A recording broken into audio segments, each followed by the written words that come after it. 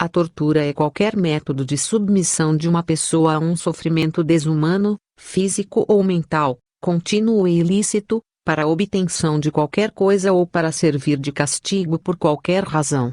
No Brasil, com a Constituição de 1824, a tortura foi proibida às pessoas que eram consideradas parte do povo brasileiro, continuando a prática em negros e indígenas, tratados na época apenas como objetos na sociedade. Somente em 7 de abril de 1997 que a tortura foi tipificada por meio da Lei nº 9.455. Após a ditadura militar, a Constituição Federal de 1988 assegurou no artigo 5, incisos 3º e 43º, que ninguém será torturado ou submetido a tratamento desumano ou degradante. Se tratando do âmbito internacional, a tortura é proibida pela Convenção das Nações Unidas, adotada pela Assembleia Geral em 10 de dezembro de 1984, vigorando desde 26 de junho de 1987, e pela Terceira Convenção de Genebra.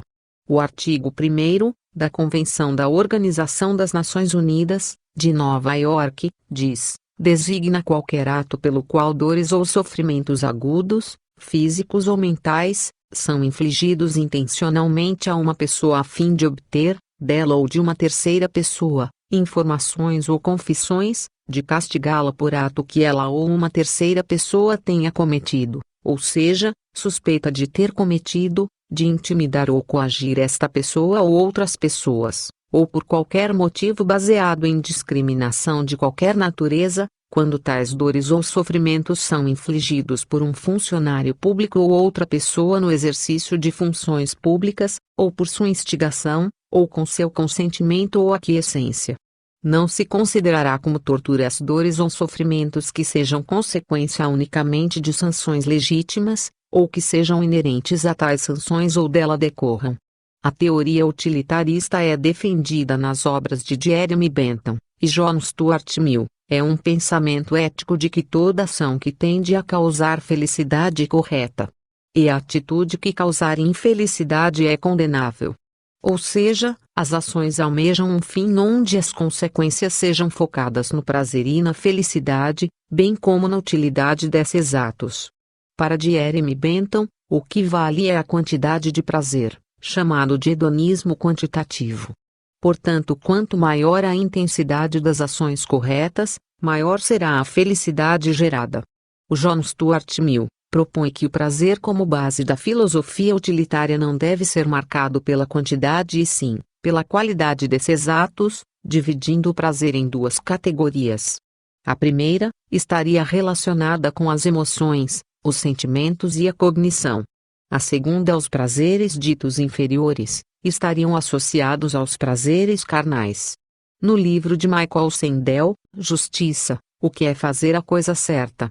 Em seu capítulo 2 traz o questionamento. Na teoria utilitarista, a tortura é justificável em alguma circunstância?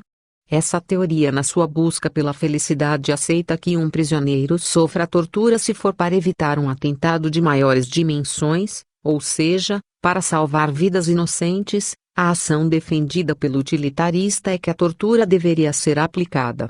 Para essa teoria é aceitável infligir dor intensa, sofrimento ou causar infelicidade a uma pessoa, se isso evitar morte e sofrimento em grande escala. Ou seja, a teoria utilitarista deve sempre priorizar as consequências, buscando sempre resultados das ações que proporcionam maior bem-estar para o maior número possível de pessoas. A tortura viola direitos fundamentais, e é uma ofensa à dignidade da pessoa humana. Infelizmente, apesar de ser crime, sabemos que essa prática ainda ocorre de forma mais sigilosa, e é praticada geralmente pelos próprios agentes do Estado, garantindo uma impunidade maior.